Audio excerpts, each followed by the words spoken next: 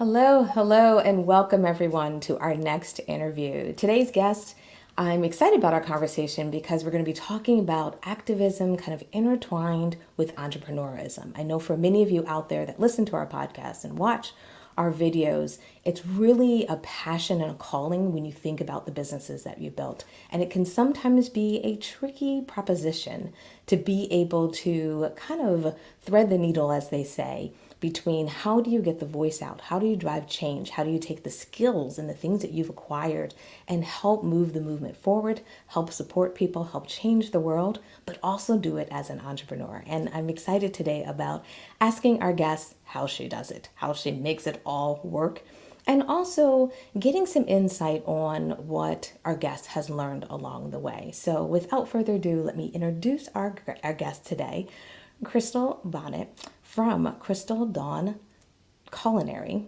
And today we're going to be talking about embracing culinary activism. So, Crystal, welcome to our show today. Hi, thank you so much for having me. I really appreciate you having me on today and having this conversation. So, as we dive in, as we kind of jump into everything you have going on, what I always love to do is rewind the clock a little bit. I want to kind of start from the beginning, meaning when you first started your business, when you first said, I want to do this, what was it like, maybe the year, the 6 months leading up to it? What was your inspiration? What helped you kind of maybe mold together what type of business you wanted to build? Yeah, so I had already had a farmer's market business where I was doing vegan raw goodies. I was doing raw vegan chocolate and some dehydrated items. And I was doing that for 2 years in Edmonton, Alberta. And then I started doing teaching because everybody kept asking me, they would come to the market and they would ask me for raw food classes. So that's kind of how I started teaching. And then I taught at home for a bit. And then when I moved back to Vancouver, BC, I was interning with another raw food culinary school, and I was doing some online work for them. And I was traveling the world teaching raw food chef certification programs. And I just knew for me that wasn't sustainable. For one, I wasn't making any income. I was like, I can't do this forever. I have to figure out what I'm going to do with my life. And I knew that there was no way that I could go back to working for someone. I couldn't go back to just working a normal job.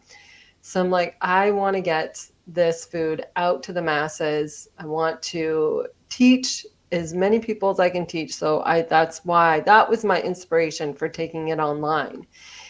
So I knew right then and there that I wanted to start an online academy.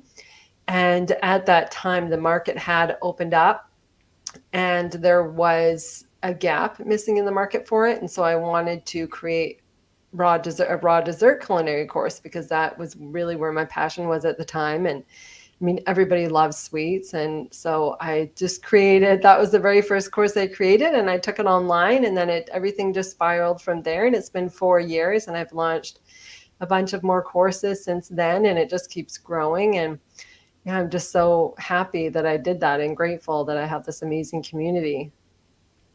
Yeah, I love it that you talked about community as well there in the end, because when we think about building our businesses, sometimes we like sit in our own little vacuum, like we sit in our own world and we're like, I could do this, I could do that.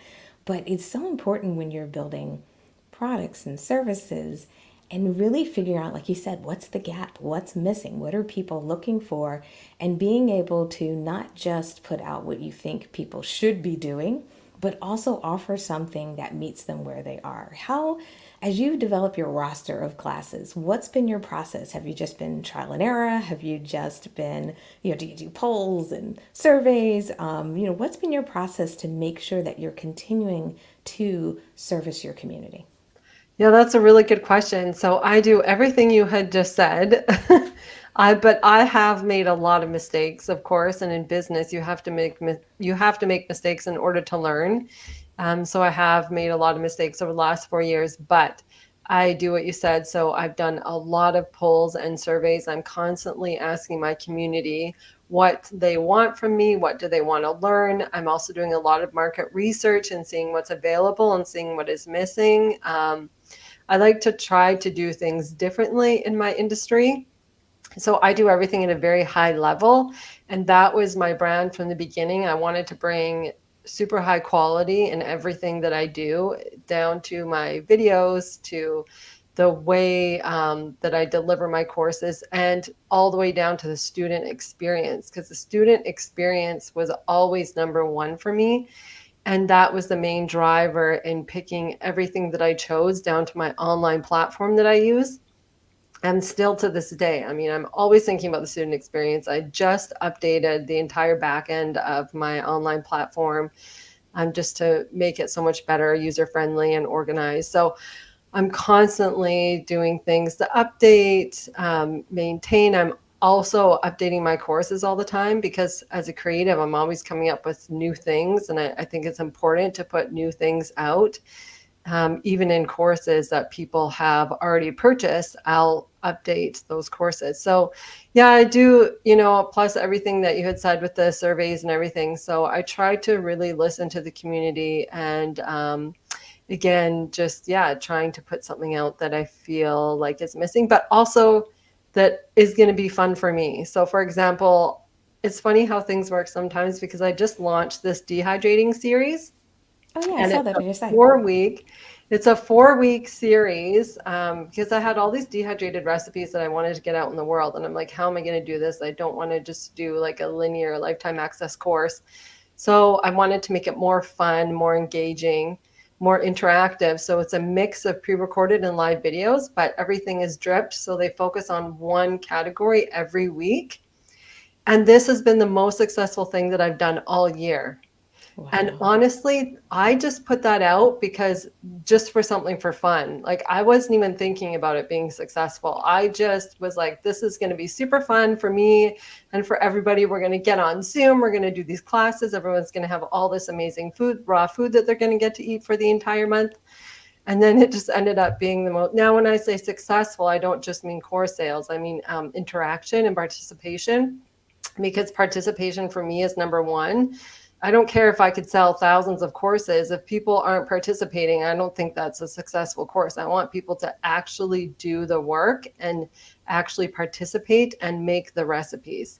So for me, this series that I just launched, it has been the most successful in that sense, for sure.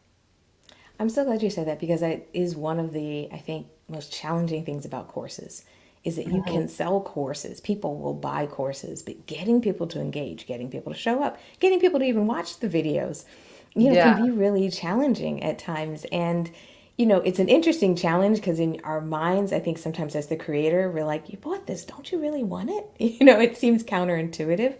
But there is a huge component of the experience and how do you engage people and how do you make sure people feel welcome and so Mhm. forth.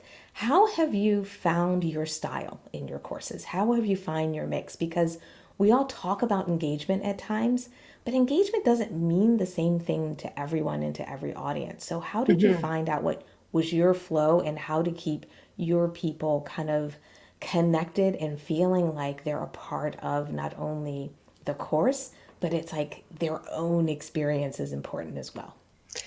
Yeah, I think that number one is just learning again from your mistakes. It's just learning from the mistakes, but also for me, because I'm a culinary academy and I produce culinary programs. For me, participation means people not only engaging in the community, but actually doing the recipes. So I find that making it fun and interactive, but also for me as a teacher, being super present. And this is one comment that I get from my students all the time, especially when they write reviews, is they're always amazed at how present I am and how responsive I am. So, because there's a lot of online courses that you can buy online, and you never hear from the instructor, right? You'd have no interaction with the teacher, the instructor at all. But with me, it's totally different. I'm Most of the people that I follow on social media are my students, and like, they are my main priority. So I will only get back to students first, honestly, and then when I have time, I'll get back to whatever messages I have. But if they're not a student of mine, they go down on the list, because if you are a paying student and you are in my community, you are my number one priority. So but also just being supportive. I mean, I love seeing what they're up to, even outside of my program. So just being really supportive and, being their biggest cheerleader, because I really want them to succeed in eating healthy and bringing this food into their life. So, yeah. So I'm curious. I heard a couple of things in there about how you kind of jump into social media and interact with your students. Are you proactive in that? Do you, like, if they posted a recipe, or especially they made one of your recipes, do you comment on the post? Are you direct messaging? I mean, I don't want to give away all the super secrets, but Yeah. just curious, how do you do that engagement? Because I know a lot of people are trying to find their way, and maybe they can learn from your experience. Yeah. Well, so I'm really lucky because I have the most amazing students and they always tag me and everything. So then, of course, I see it right away. So it's easier to see it that way, right? So it'll come up. Hmm. I also have a public Facebook group where people can post their recipes. So the students are really active in there. So I'm always checking, like, I'll check my Facebook groups, I'll check my tags on social media, and just go from there and respond. So yeah, I mean, it depends on whether they post or they message, because some people won't post at all, but they'll just message me the work that they're doing. So I'll either, respond whichever way they have presented the material. So if they're posting it and commenting, if they're messaging me, then of course I'm messaging back. So a little bit of both. Okay, perfect. It sounds like a pretty cool balance. The other thing I heard in, when you were talking about the experience, you were saying that you learned a lot from mistakes, from challenges. And one thing we always love talking about, being the Pivot podcast, is pivoting through a challenging time, pivoting through, a Mhm. shocking moment or a shocking time in your business. Do you have a story that you want to share? Or do you want to kind of talk through where, was a big aha for you, whether things turned out, differently than you expected, or, you had a challenge that you had to get over that roadblock? I'm just curious if you have any of those kind of transition stories, because they tend to really help our audience. And many of us often are going through them as we're building our businesses. Yeah, so I mean, this whole year has been a huge transition for me, and I'm going through a big transition as well in my business, because I actually shut down my biggest course, which is the raw dessert chef certification course, and I closed enrollment December 31st of last year, and that was a huge risk and challenge for me because it was where I got most of my income from. But the problem, that was the very first course that I had ever launched, and it was just super unsustainable in every way, because it was the first one I launched, and I was like, yeah, I'm going to do, one-time payment, and they get all the updates. We're going to do monthly live classes, because I just wanted to give everything. I'm like, I just want to teach them everything I know. So what happens is, people pay a one-time payment and they have lifetime access to all of this updated content.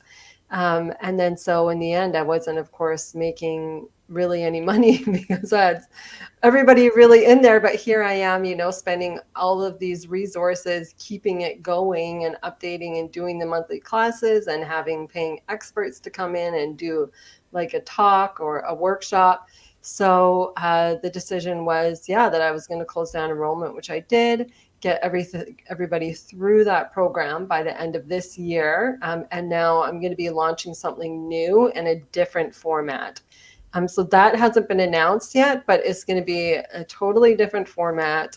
But it's going to be an updated version of the raw dessert course, launching in September, October, probably. Oh, good. So that So was like good. my biggest challenge, I think, throughout my whole business, and the biggest transition for sure.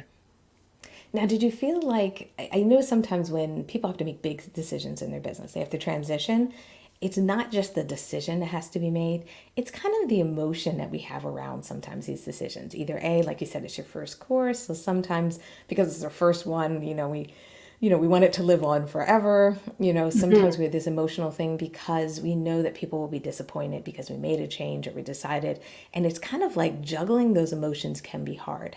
And maybe I'm asking too personal of a question, but like, how do you manage not just the decision to make and the planning, but how do you manage those emotions when you have to make these like big transitions, and that, you may not get completely positive feedback from the community, even though it's the right thing to do? Mhm. Yeah, so that's a really good question. How do I manage the emotions? Well, as an entrepreneur, every day is very different and it's very up and down. And some days I have days that I just want to quit. I had a lot of days like that this year. I think more days than not, where you just want to throw in the towel, but you just keep going. Um, I think for me, you'd really just, it takes time. You just get used to it. It's just like how being so public on social media, in the beginning, you're so sensitive to any negativity that you get or any negative comments. Now, after 4 years, it's like, it doesn't even phase me and I don't even respond to those. I don't even put any energy into those people. And so I think really it just takes time and really just getting used to it. But I mean, as you know, being an entrepreneur, it's a lot of emotions. I mean, you're learning new things every day, which is why I love doing this. Because when I was an employee and I just had a job, I would get so bored because I would learn everything I could in a position and then I would move on to a new position within the company so that I could learn that. And then I'm like, okay, what's next? Where doing this for 4 years, I mean, you never get bored because it's different every day. You're constantly learning, especially because the online industry is changing constantly. So you're having to stay up to date on everything. So, I mean, yeah, I hope that answers your question. It does. And I love it because I think for a lot of people, the strain of being an entrepreneur, that strain of it's constantly changing, there's new things to Mhm. learn. I love that you positioned it as a positive. I think for a lot of people, they feel that as pressure as opposed to opportunity. And I'm hoping some people that kind of, are listening today that maybe they'll change their perspective a little bit because I agree with you. When I was in corporate America, I loved all the different positions and jobs, but you'd always take the next job for the next challenge. And as an Mhm. entrepreneur, these challenges and these opportunities, but these things that kind of make you grow a little bit. Like it's so amazing when I have a chance to like look back, even like 2 months or 3 months, and you're like, I'm not the same person because I went through those things. I'm open to new things. I see things a little bit differently. Or like you said, the negative stuff, it's like, Mhm. you know, you get through kind of those experiences. I don't know. Do you feel the same way that like it's not just this kind of like pressure, you know, we're not just in like a crock pot here cooking all the time.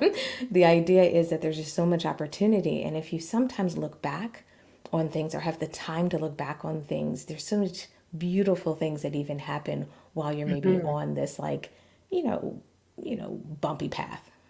Yeah. Oh, 100%. I mean, and it's funny because I used to hate all of the tech stuff that came with doing the online business. And now I kind of love it. And I've always loved food photography, so I really, liked working with the camera and the creative side of it. And so this year, I actually, because I couldn't afford to do professional videography anymore to hire someone, so I'm like, I'm just going to learn how to do it myself.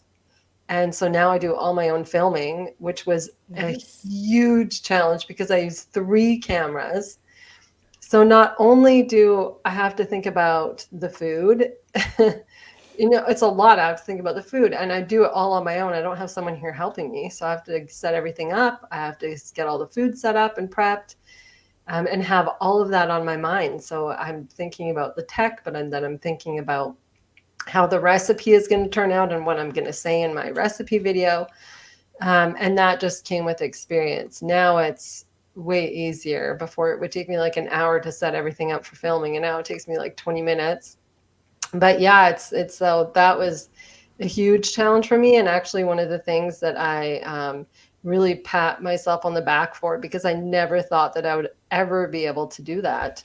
Even from the beginning, I was like, there's no way that I could do my own filming. And now Yeah. to do that is totally amazing. So yeah, like you said, it's the growth too as well. Like I feel like this year definitely I've grown a lot. Yeah, and it's can be beautiful to watch sometimes your own growth, and also sometimes your community can see it. Like I'll get surprised when someone will send me a note and they're like, "I love the new formats of the emails," and I'm like, "Thank you. Someone noticed, that we changed the Yeah. format, or you tweak things or things like that." So it's also great when your community can see some of the changes.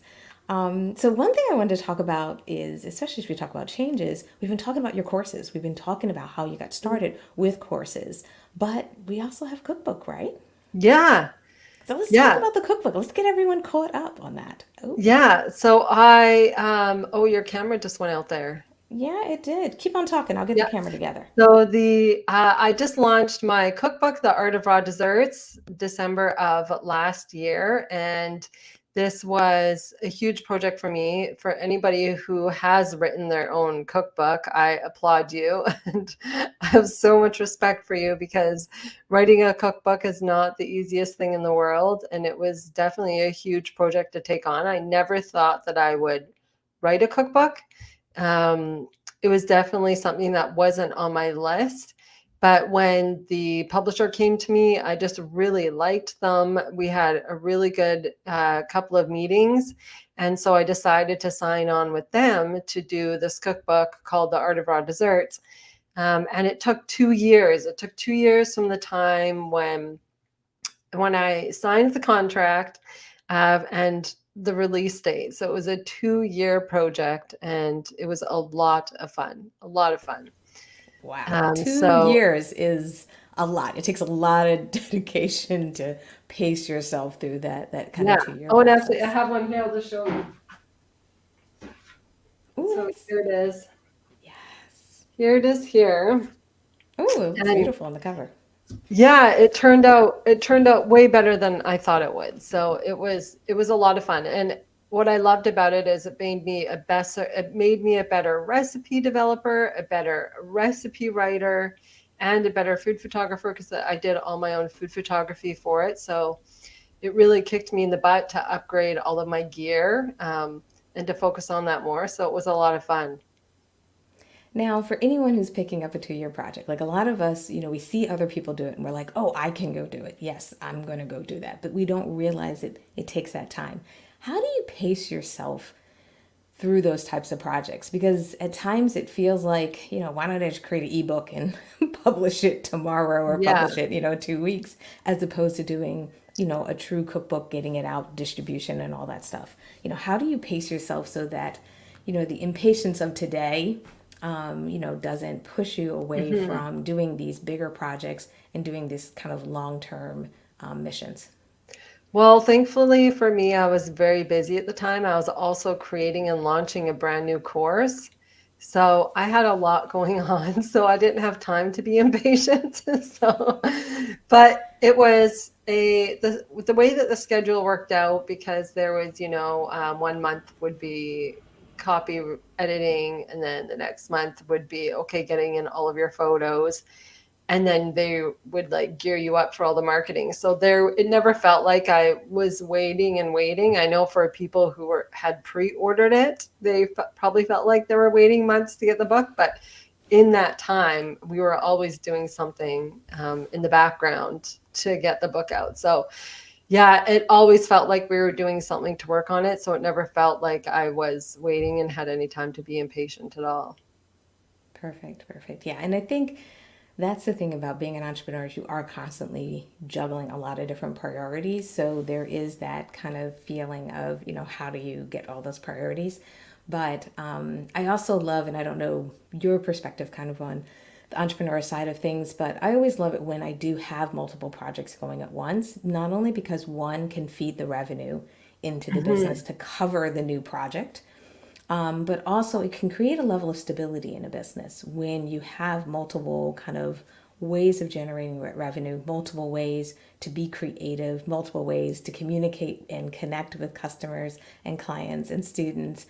And it creates a more dynamic business as opposed to, I think sometimes people like pick this one project and go really strong on one project and they don't get that diversity so they can kind of tucker themselves out or get a little bit frustrated because, they don't have that diverse balance. Do you kind of manage your business the same way? Do you kind of make sure you have different projects you're working on, different revenue sources to kind of stabilize the business?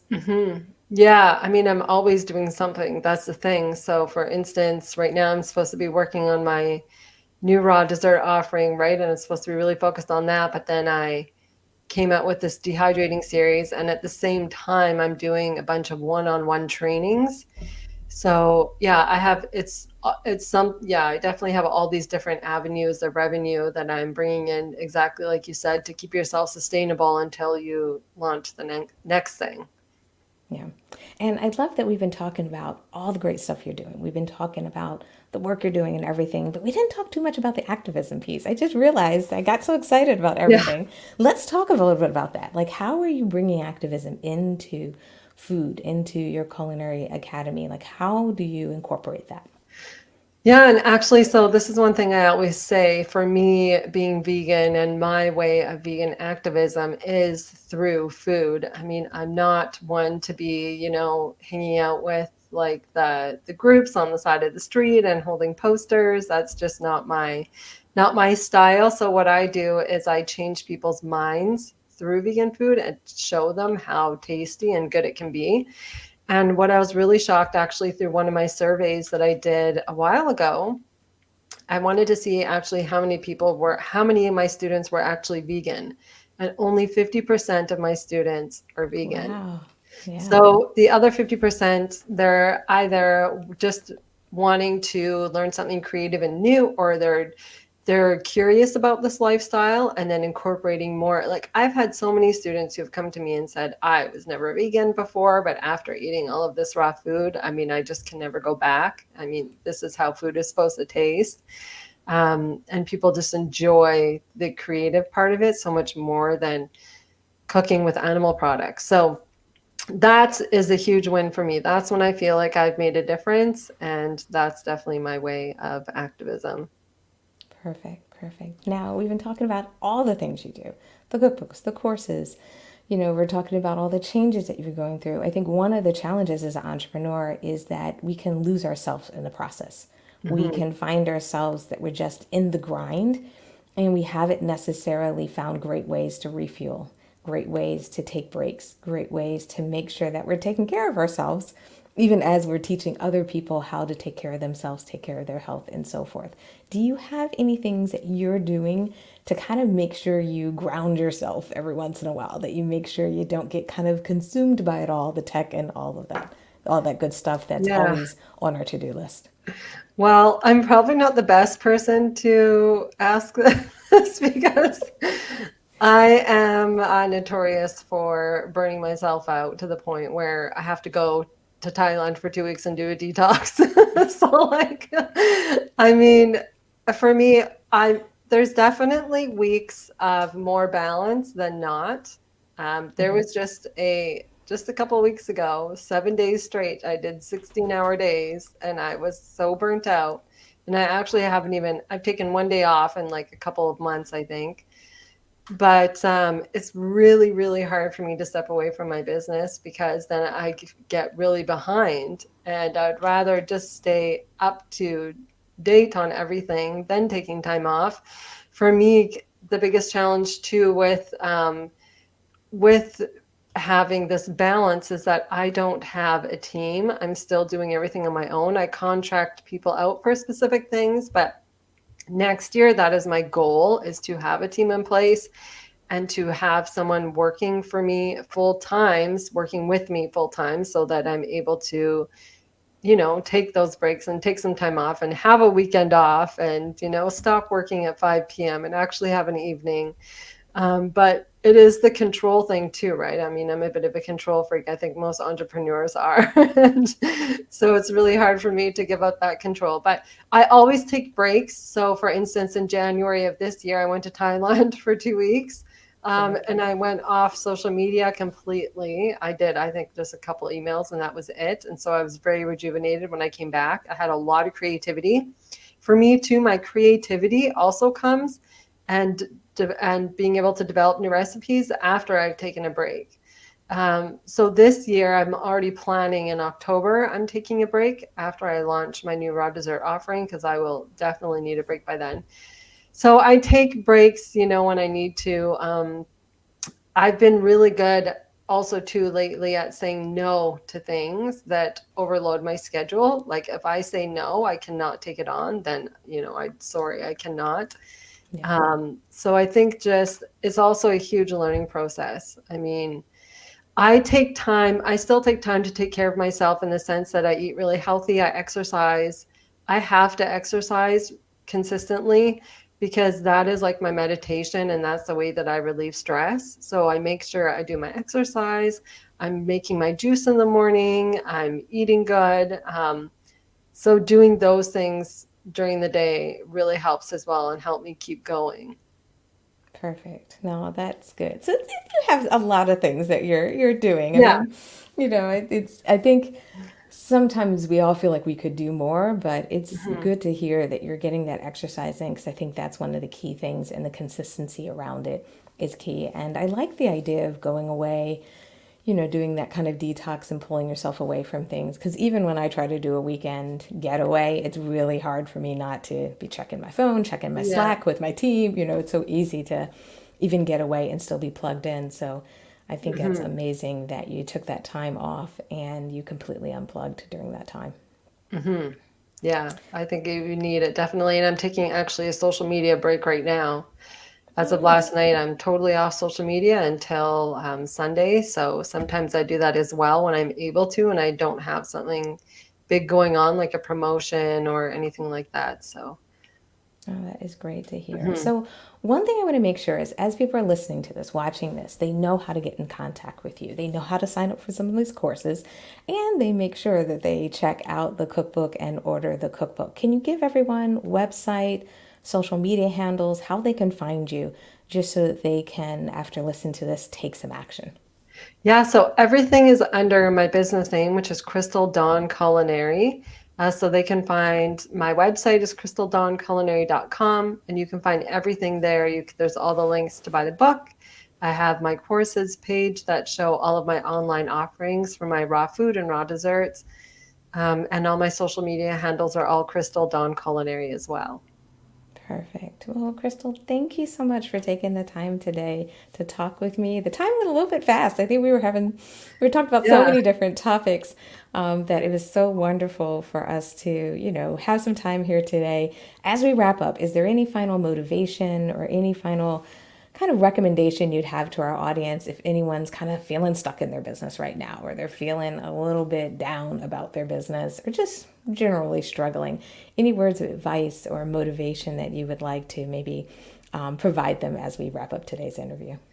Yeah, so actually, one of my favorite motivational speakers is Ed Milet, and he said something the other day that really struck me. He said, if you are not feeling these growing pains, like if you are not feeling all these negative feelings like burnout and like you just want to quit, then you're not doing it right. Because that's normal. And that's when growth happens. So if you are feeling that and you're feeling stuck and you're feeling overwhelmed and you're feeling stressed, that it will pass, but just know that that means that you're on the right path. You're growing, you are doing something important, and just keep going because, they say too, and I forget who said this, but only 4% of business owners don't quit and keep going.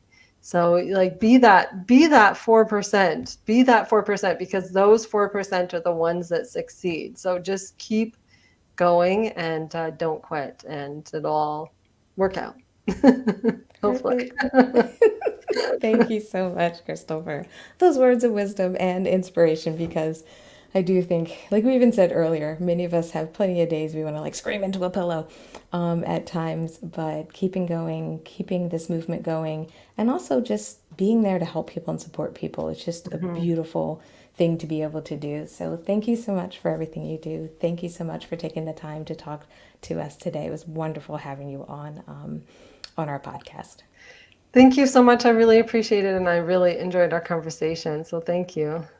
Absolutely. And thank you for everyone. We saw a couple people joined us live. It's so great to see people when you join live. We really, really appreciate you. If you have any questions or comments, feel free to drop them in the comments in whatever social media platform you're in. If you watch this as a replay or listen to this on our podcast, if you have any questions for our guests, always email them to them or send us to us, and we'll make sure we get them to our guests. But thank you so much for being here today, and we will see everyone in our next interview. Take care. Bye.